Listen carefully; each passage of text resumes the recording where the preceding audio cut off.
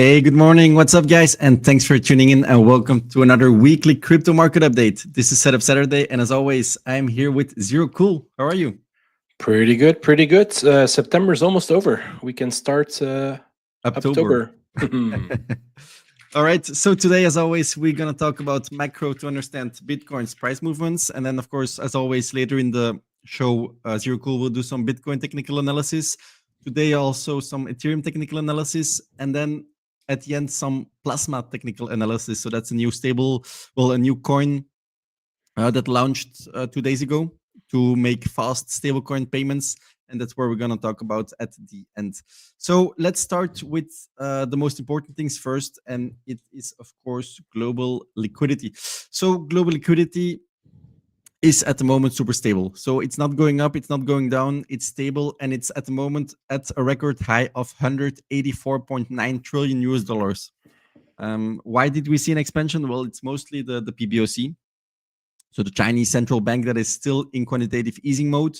We saw the dollar is at its weakest point ever. Did you see the charts? I showed it in my live stream with George. So the dollar went most down since ages. It's the worst year has ever been. For I the think dollar, it's yeah. it's It's yeah, on for a the dollar. So also on a 20-year support line. If it breaks down from like this 20-year uptrend line, I think we're gonna see stuff like gold and silver and Bitcoin absolutely put another leg in for 10, 20, 30%. yeah, so that's very good. And then so the thing is, and I showed this in our Discord this morning. I don't know if you read it yet. So Michael Howell posted a very good thing, because that's the thing. Okay, so we base our investment decisions on global liquidity. At the moment, it's not going up, it's not going down. So what should you do as an investor? That's, of course, always the most important thing for us. So I put this screenshot in our Discord. Well, this is not the screenshot, this is the whole article. But so now is the thing. So what to do now? So the chart below shows the current global liquidity cycle alongside an average cycle. And as you can see here, we are nearing the end of the global liquidity cycle. So he says the peak may not be in, but we are getting close to an end. And I think everyone is starting to get afraid at the moment. And so now that's the thing. What should you do as an investor? And Michael Howell says, so if you are risk averse, this might be the moment to start taking profits. He is not risk off yet, so I'm also risk on. But if you're totally risk averse, it can be the time to go into cash, but still hold some monetary inflation hedges like gold. And I think, of course, Bitcoin is a good monetary inflation hedge as well. Mm-hmm. And that's the thing. And how much can we still go up? Well, according to the current global liquidity cycle, only around 120K. Which is nothing, because at the moment we're at 110K, so it's only 10% up, and then that's about it. So that's the thing. So is the cycle now over? I don't think so. I think we will still go longer. I think we will go to Q1, and I think we will stay in all season, but it's the time to be cautious. So as Michael Howell says, I don't know if he wrote it here, so enjoy the party, but well, how dance dance near the door. Yeah, enjoy the party, but dance near the door. And I think, or something like that. Yeah. yeah, I think we're at the time when you really should be careful. I have friends of mine who asked me, who sent me a message this week. Yeah, should I buy? I heard XRP is a good coin. Should I buy? And so, always XRP. I don't get it. And so my answer at the moment is we are nearing the end of the cycle. So I don't advise you to buy. Of course, we can still go have that parabolic move, but most noobs, if I don't babysit them, they will probably sell too late. They will lose money, and then it will be my fault. So they'll never sell. They'll become diamond hands and bag hold all the way to zero. That's the XRP army. That's how it's created. Again, I absolutely do not understand the XRP narrative, because it used to be, oh, the banks were going to adopt it, but they've publicly stated that it's not for banks. And I think yesterday or the day before, Swift announced they're also doing a stablecoin project with their own blockchain. So that's not XRP. I don't know. Let's continue. So To continue, what I've prepared as well is this chart. Everyone probably saw it. I think Zero Hedge posted it, and it shows the global M2 versus the Bitcoin price. Normally, global M2 always follows. Bitcoin always follows the global M2. The trends, And yes. what I want to say about this is that global M2 is only 40% of global liquidity. So this chart is totally not accurate. If you want an accurate view, watch global liquidity, watch what global liquidity is doing, because it's not the same as global M2. And then another thing, so I'm going to explain why it isn't following, because if you look at gold, gold is following. And that's the thing. All the global M2, so all the liquidity is currently going towards gold. And that's the reason why it's not going towards Bitcoin, because if you see here, so this shows it very clearly. When Bitcoin goes up, gold goes down. When gold goes up, Bitcoin goes down. And that's usually the case if you look at history. So I think, and I think I've said this last week as well, they don't move together. They're both monetary inflation hedges, but they take liquidity from each other. And I think this is good. So that's where I want to come. That's what my point is. So global liquidity might not be going up. All the liquidity might be going towards gold, but, and now that's the thing, Bitcoin lags gold. So that's still my thesis. That's still what I think Bitcoin is going to do. Bitcoin is going to follow gold's lead. So I think in a month or so, in October or in November, Bitcoin will still make this move up. And I still think we will see a last leg. Well, maybe not the last leg, but at least one more leg up when gold cools down. And that's how I see it. So I'm not super bearish following the global liquidity. I'm more neutral. But then if you look at gold, where still a lot of liquidity is flowing to, I think this will go to Bitcoin next. And then, of course, last thing, as a macro perspective, we are still in a rate cutting cycle. If you look here, 84% of all the central banks in the world are cutting their interest rates. And it's just cutting season. And I don't think you should hold cash when all the central banks in the world are cutting. I think monetary inflation hedges like Bitcoin and gold will still perform well. So I don't think this is the end. I know a lot of people believe in the 4-year halving cycle. I posted a tweet this morning. I don't know if you saw it yet. So I think all the 4-year halving cycle believers need to be sidelined for us to have an alt season. Because now everyone is in alignment. So everyone thinks, okay, global liquidity went up. So people that believe in that are allocated. The 4-year halving cycle believers are allocated as well. So everyone was too bullish. We said this last week as well. We needed an OI flush. And which we got. And it's here, my next slide. So everyone was just too bearish. And as you can see here, it was too bullish. It was mostly in altcoins. Everyone was just too bullish. Everyone was in alignment. We will see an alt season. Of course, then we won't see an alt season.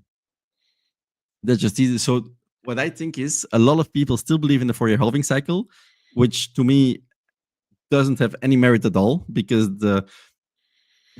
it's, of course, it cannot happen if the halving cycle is if the halving reward is so low, it won't make any difference at all. The reason why it worked the last 2 cycles, because I even think the last 2 cycles it didn't work, was just following the global liquidity cycle. And this time it won't be different, because I think already the last two cycles was already based on global liquidity. Yeah. Hey, Raging Jetty. Yes, this time is different, I guess. Yeah, that's why I was saying it, because he said this time is different. If you look at Bitcoin, there weren't that many liquidations. Oh, now it is, because before there weren't. It was mostly in altcoins. It was mostly altcoins that got wrecked, and not Bitcoin. Because again, I've said this last time as well. People are panicking over like a 2 or 3% move. Historically, an actual flush is like 20-30%, right, on Bitcoin. And then you're also, you don't want to look at alts. If Bitcoin does minus 30%, your alts, like, they nosedive minus 50, minus 70%, right? That's the sort of flush I'm looking for. What we saw last couple of days was like a little shakeout. It wasn't even a flush. It looked big in liquidation numbers, because Bybit is finally reporting actual liquidations. It used to have like a limit rate of 1 liquidation a second. So if you had a flush and you had 10 liquidations in a second or hundreds, it would only report one.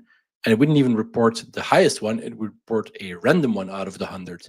So it could report, oh, there was a liquidation for $10,000 while there was like $1 billion of liquidation going on. Bybit changed that. They are now actually feeding actual liquidation rates, and they're the only one doing it. Binance is not doing it. The other big ones are not doing it. Maybe Hyperliquid is doing it because it's all on chain. But point being, this number is bigger because Bybit is reporting actual numbers. And this wasn't the case, you think, on the tariff announcement? I don't remember when they changed it. I think it was around that time, maybe afterwards. Who knows? It was indeed the biggest liquidation of the year, but that's because Bybit, I think, is actually reporting numbers correctly this time. Okay. I would need to look up. Continue, and I'll look up when Bybit started. Well, so the continued thing is just, I wanted to show this real quick for the memes. So Seasonality says it's going to be in October. I hope it's going to be in October. What do you think, Circle? Yeah, the start of the Santa rally, right? We talked about this 1 or 2 streams ago. It seems that Bybit, by the way, started to make their liquidation data available from the end of February. So the April tariffs fear should already have accurate numbers from Bybit. I'm not a believer in seasonality. I think this September is a nice example why I don't believe in it. We're probably gonna end up flat or maybe a little bit in the red. There's maybe a little bit more liquidity down below at like $305,000 on Bitcoin. We'll look at that in a second, but we're gonna end up flat, I think, or +1, -1, like pretty flat. Breaking your seasonality idea of September. Another good thing to look at is the fear and greed index, because as you guys know, and you see Warren Buffett here. So what is his quote again? Be fearful when investors are greedy, and greedy when investors are fearful. So I think that's a very good quote because it works, and especially in Bitcoin. And at the moment, fear and greed index is at 33, which historically should be a good time to allocate. Why? Why is it at 32%? We're hovering 10% from all-time high. Because there were just, I think, a lot of liquidations. A lot of people are, I don't know how they calculate it exactly. Isn't it like a social metric that they use? I think they use all sorts of data. I can look it up later. But being it at 33 is actually super bullish because it's a contrarian signal. So the lower this is, the more bullish it is actually to buy. Makes sense. Next up, and that's also super important, is this. So the US Senate schedules hearing on crypto taxation with testimony from Coinbase executive. So basically what this is a hearing on digital assets taxation, which will be on October the 1st. And the thing what I want to say about this is because I talked with you, Zero Cool, and so you were you sent me a message, when was it, yesterday? Wait on the news for the 1st October to buy or to sell, or yeah. And so I've read a little bit into it, and this is just a hearing. So what this means is they just take the testimony and get their facts. So they won't do anything. They won't change the tax code. No policy changes, but this is what they look at for policy changes. Yeah. Okay, interesting. Maybe we will get some news from it. Maybe we get some insight, but I don't think this will do anything. It's a hearing. It's like when Mike Zuckerberg looked like a robot sitting in front of the Senate, or when that guy from TikTok had to explain what Wi-Fi was to the Senate. They're just boomers with no clue, asking stupid questions. So yeah, this will have zero impact on the price, I think. Unless it becomes like a firing squad at a Coinbase exec, but I don't think that will happen. No, I don't think so either. To end it all off, so this was my Bitcoin valuation sheet. I showed it on the stream with George on Thursday. I don't know if you watched it. It was pretty long, it was an hour. So if you guys want to know more, if the top 4 Bitcoin will be in or not, based on everything that I said, based on the global liquidity and everything, this was a very good stream where I went in depth into every Bitcoin valuation metric, why the top is in or not. So if you guys are interested in this, the sheet is in our Discord as well, so you can just use it there. I will update this regularly as well, and I think if you have the link, which is in Discord, you can follow my updates as well. So this was it for my part, Zero Cool. So if you want, you can go over the Bitcoin technical analysis. Yeah. All right. So this was the doodle from last week, I believe. We were saying played level to level. That it was not a worse position to start a short because of this retest where we had that low broken, and then now we're retesting it, and that's exactly what happened, right? The reason I said earlier that I'm not positioning yet, or it might be like one more leg down, is because I'm expecting to these lows here. Make a highlighter.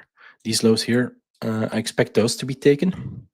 So could be a Monday thing where we put in a Monday low, we bounce, and then we see from here. But slowly, I think it all depends on the dollar. Let me quickly grab the dollar here. This is the chart I've been painting on for like 2 years. What I'm trying to show you, and I don't think I have it on here, I'll quickly draw a line, is this 20-year or 20-year. Yeah, it's 20 years. It's 20 years. It's almost 20 years. This uptrend, right? This yellow dotted line here. Every time it comes near it, bounce. And we had that same reaction twice already this year. If this starts to break down, so 96 and a little bit, we start idling here, then the next logical move, unless there's an interference from the governments, which I think they won't because Trump likes the dollar low, it's a leg down, right? Pure TA wise is break support from a long uptrend, idle here, nuke down.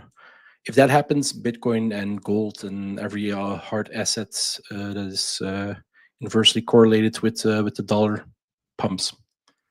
Back to Bitcoin, and I need to know. Not quite sure which chart I was painting on. Oh, this was another fun one. Totally irrelevant, something I posted on Discord. Last time that South Park memed on crypto, we went down. They memed on crypto this week on Wednesday. So maybe it's an indicator, who knows.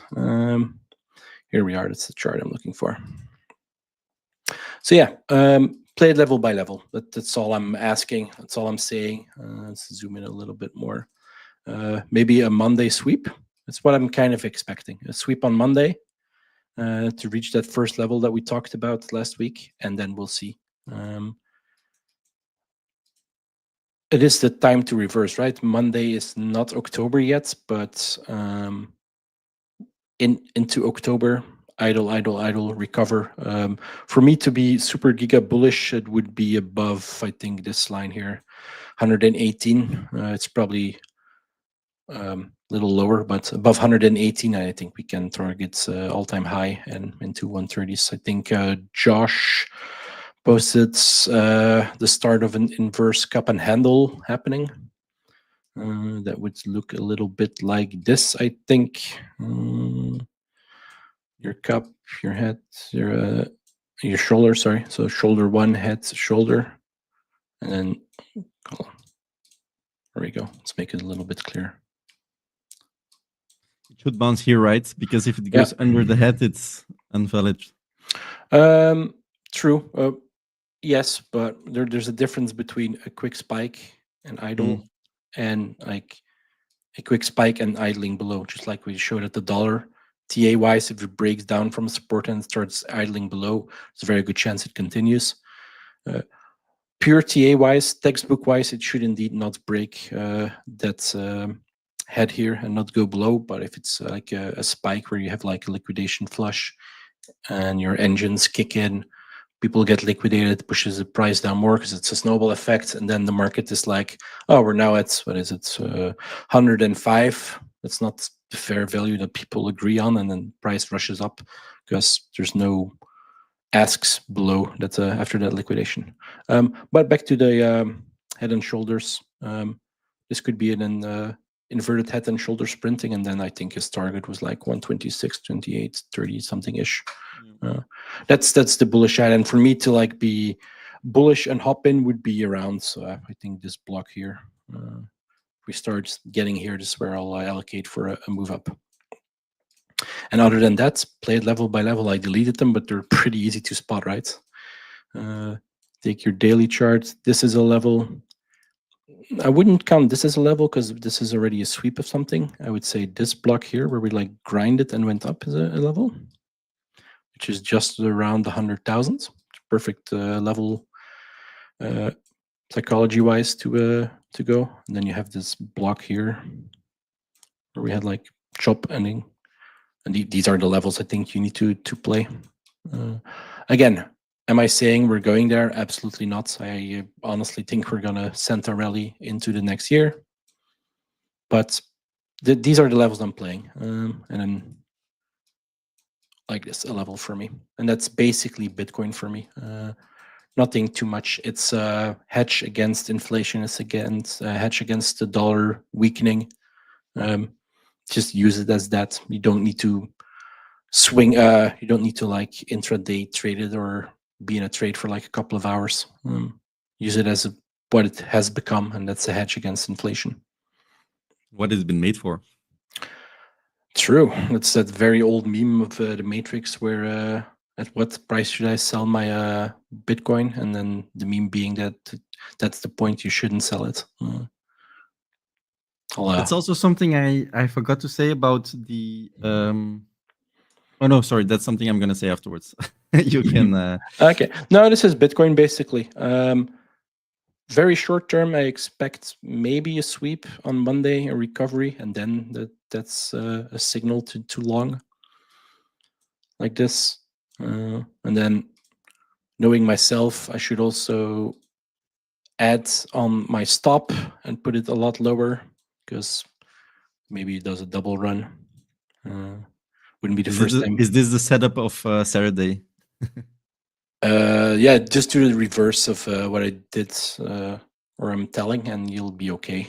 Or as I found out when we do the predictions later, just shift my predictions a week and they're spot on. But yeah, Bitcoin. By the way, if you want, you can already do some Ethereum TA as well. Yeah, let's throw on Ethereum, share this tab. There we go. I think this is from 2 weeks ago, if I'm not mistaken. A lot of doodling. Basically, we ran that high here. The top line, I don't think we touched it, but that was where we were heading. Reject from it, and now we're at the next level, right? And we bounced off it. I was way more bearish 2 weeks ago. My target was like 3,000 and start allocating below 3,000. Don't think we're gonna get there. I think this last buying mania here was the whale swapping from Bitcoin to Ethereum, and Tommy Lee, his digital asset treasury stuff. Clearly, the buying has been, the whale stopped swapping, Tommy Lee vanished, and your price just bled out, right? If we clean this up, it's always nice to start with a fresh sheet. What immediately pops in my mind is that we broke this low here, and a bounce that rolls over, and that is absolutely a short towards here, like this. Oh, that's long. We need a short. Now, if you look at this risk reward 1.3, absolutely garbage. You play this by ear, right? So your stop should be the high, and then you can see where you enter. For example, if you decide to enter early, you can lower your stop a little bit and your risk reward goes up.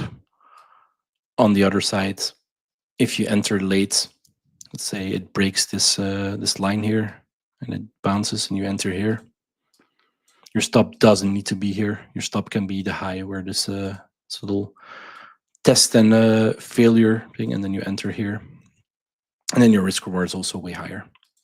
I'm a little bit not 100% sure about Ethereum. I'm way more bullish on Bitcoin, but this is the downside play that I would take if we get it. I don't think we'll get it. I think we're going to go to the upside, and that Bitcoin will drag it up. And is there a setup for the upside? I found a good chart as well for Ethereum for the upside. If you're done, I can show it. Yeah, you can go right ahead. Okay. So normally I don't do that much TA, but when there is a Wyckoff, I think that's always plays out. And at the moment, Ethereum just did a really textbook Wyckoff. And normally it should go upwards after this retest of the LPS. So as you can see, it's almost did it perfectly. And now the crucial point is this 4K level. So it shouldn't break the 4K support. If it goes below that, I think this trade is over. But if this bounces here, I think then the upside is enormous. I showed. Go switch back to mine real quick. When I see this, it could be that you have your creek. That this could be the creek, and this is your spring, and that we're now recovering the spring, and then we're doing this. That's the first thing I see when I saw that chart. That's yours is more ahead of where we are. I think we might just be in the bottom spring where we swept the lows, and we had that creek down, and then we jumped the creek as the next move, which would be from here to here. Let's jump the creek, I think, on this chart. Yeah, you can put yours back. Yeah, and also the next chart is this one. I showed this already a lot of times, even a year ago. So this is a massive inverse head and shoulders on Ethereum, and basically it's super important that we hold this 4K level. And then I had a question for you, but I don't know if you know it. So normally when this inverse head and shoulders plays out, this is the target. But since it went back to this support level, does it still play out? Yeah, or is it just a retest? No, it's just a retest. Okay, so this might still play out. 100% agree. It's a head and shoulder. For head and shoulders to play out, because a lot of people like recognize a pattern, but they don't know what the pattern is. We should also enable volume, and your break of your right shoulder should have a lot of volume. So from where we went from 4K to 4.8K, that should be with a lot of volume compared to the rest of the shoulder.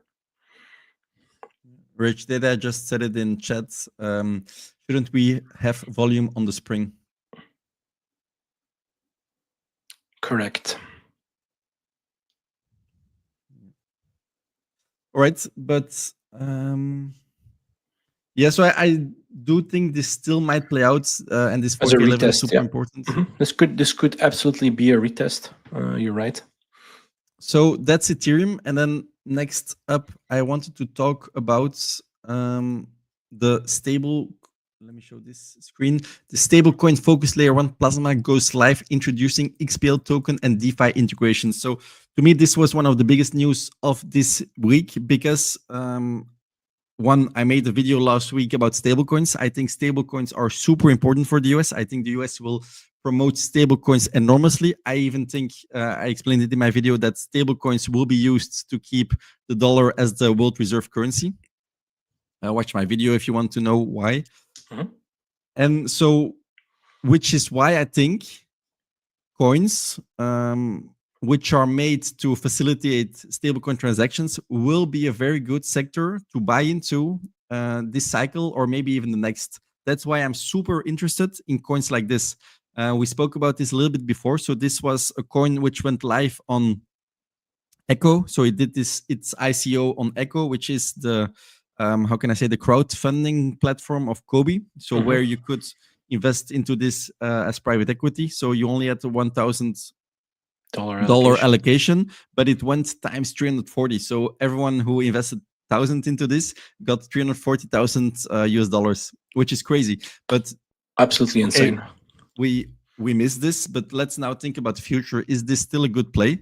At the moment, the valuation is pretty high. So let me show maybe back this screen. So at the moment, the valuation is already 2.5 billion market cap, and the fully diluted valuation 14 billion market cap. But so you need to look at the unlocks, and it's for next year. The biggest unlocks of the investors and the team are for next year around this time.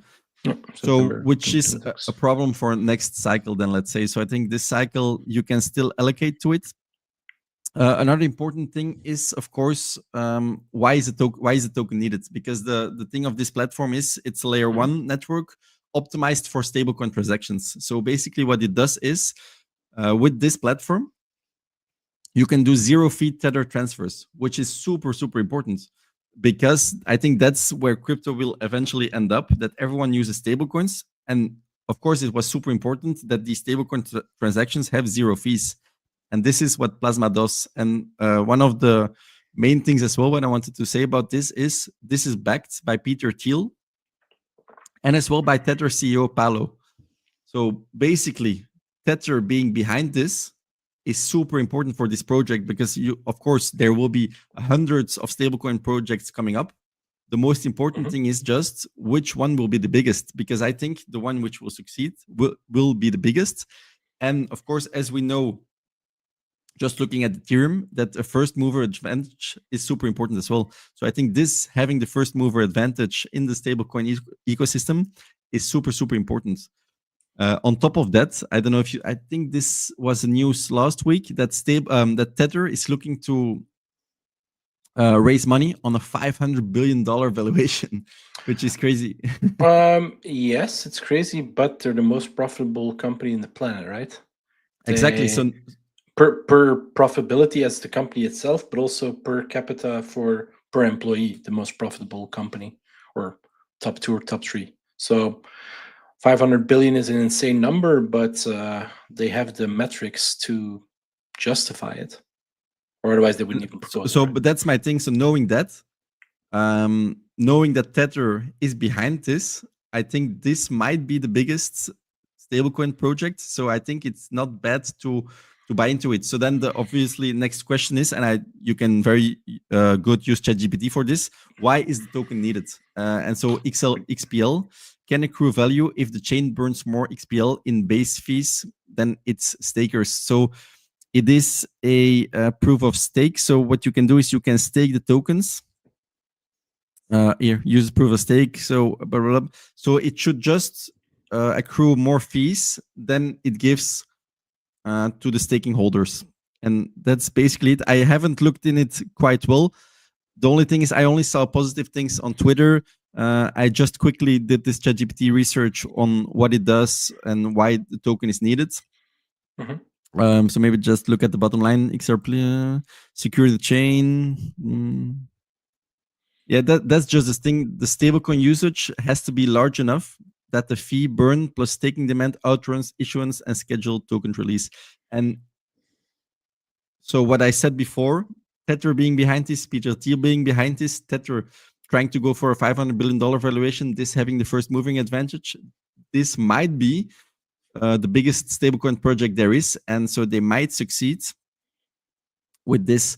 So what I'm doing is I am slowly DCAing into this, because of course it recently just came out. I don't know if you can already do some TA on this, You're cool. I can try.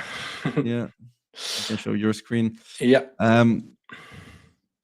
But that's just why I wanted to DCA a little bit into it. I still want to have an allocation, not too much, because like I said, I haven't looked into it quite well, but I'm excited because I think this will be the biggest ecosystem there is in crypto. And if you have the first mover advantage. So to me, this is to buy Ethereum when it just came out.